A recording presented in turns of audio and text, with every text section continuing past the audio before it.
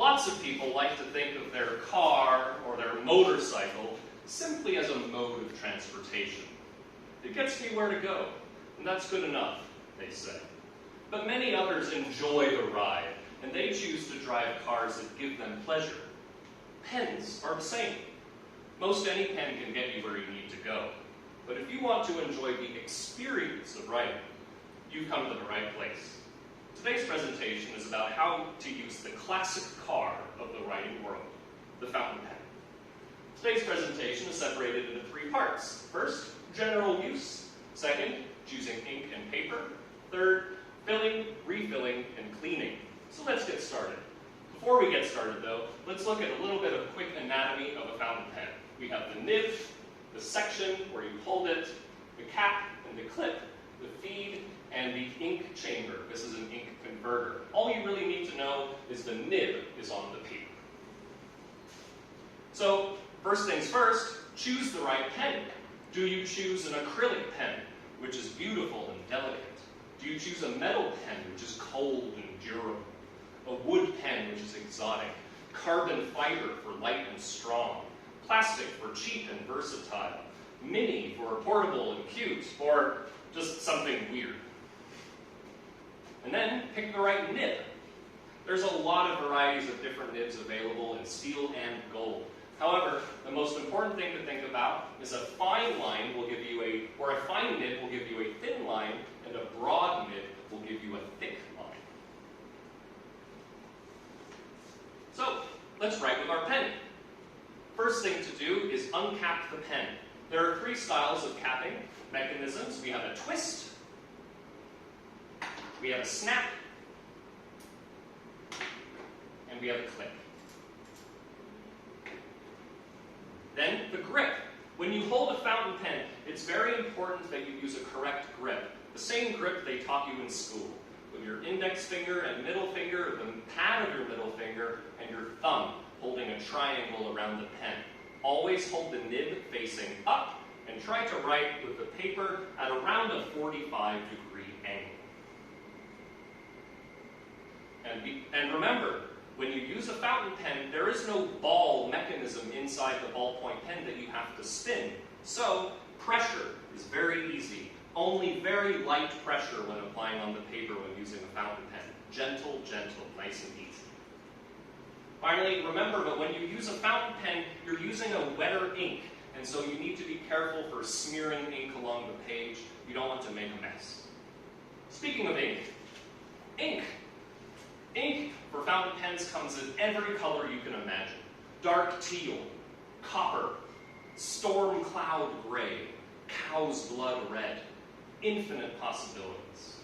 And a couple other things to think about with fountain pen ink are sheen. Sheen is an element of ink where when it dries, you see a different color depending on the angle of the light. This is a blue ink with a pink sheen. Or shimmer, which is just glitter or something sparkly in your ink. Now that we know about ink, let's talk about how to put the ink in your pen. There are a number of methods. First of all, we have the cartridge method. Standard cartridge of ink. For a cartridge, just put it in the pen, close the pen, and you're good to go. Second, we have piston filler. Piston filler is a large capacity of ink. You can fill a whole pen with ink in a piston filler. Similar is a cartridge converter, which I'll be demonstrating to you today. It works the same as a piston filler. Finally, vacuum filler, bladder filler, aerometric filler, so many more to mention. This is only the beginning. So, you got your high-performance car with your high-performance tire nib, filled with high-quality ink air. Where are you going to go for a drive? Do you want to go for a drive out here or here? Here or here? You want to go for a drive here, right? So don't take your fountain pen for a drive on cheap paper. So let's talk about paper. Yes, it does make a difference. First thing to notice is look for the words fountain pen friendly. If the paper is fountain pen friendly, that means that it's generally higher quality and accepting of wetter, larger pens with lots of ink. look for the term GSM, grams per square meter. This is how we measure the weight of paper. Standard printer paper is about 80 GSM. Watercolor paper is about 300 GSM. Fountain pen paper is usually around 120, but it really can depend. And then you need to choose what type of paper you want. Is it blank paper, lined paper, or dot matrix paper? And a few other terms to think about when you're using a fountain pen is feathering. Feathering is when you apply ink to a paper, usually a cheap paper, and the ink will kind of grow outside of the line. It's very ugly. Try to avoid feathering. Also keep in mind drying time. Fountain pen ink takes a little while to dry. You can see after 5 seconds, not dry. 10 seconds, drier. It takes about 20 seconds on average for fountain pen ink to fully dry on the page. Finally, bleed through, when you can see the ink on the other side of the page. Never ideal, right? So let's put the ink into the pens. I'll demonstrate to you right now. Right here I have some cheap turquoise ink, and right here I have a demonstration pen for you. This is going to be using the cartridge converter right here. All you need to do is put the pen into the ink chamber and twist the vial, and that will pull ink inside the pen. And then take a paper towel, dry it off, close the pen, and you're ready to write. Easy, right? When you refill a pen and you want to use the same ink, you can just refill, no problem. But if you have to clean a pen or you want to store a pen for a long time, you don't want to keep a pen with ink in it for too long because ink is a liquid and there's metal here, so the metal might rust over a long period of time. So, how do we clean a pen? I'll show that to you as well. After you fill a pen like this, you're just going to put the pen right into the water and use the same technique, except you just pull the ink out into the water, fill it with water, empty the water. Fill it with water, empty with water.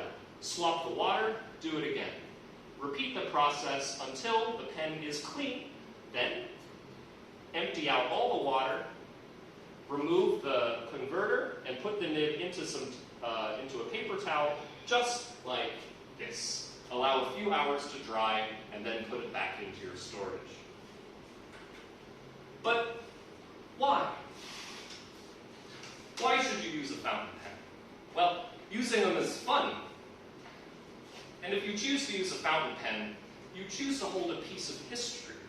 You choose to provide comfort to your hands, as fountain pens are much easier to write with. You choose to improve your handwriting and help other people see your handwriting better. You choose to save the environment, as you no longer have to create waste by buying and throwing away old pens. Finally, you choose to invest in your future when you buy pens that hold their value over time. And you give yourself options, as the possibilities of fountain pens are endless. So, take pride in yourself. Take pride in your work. So take pride in your pen. Use a fountain pen. Finally, I'd like to thank the following sources for providing me images of my research, all these sources as well as my personal collection. Thank you very much.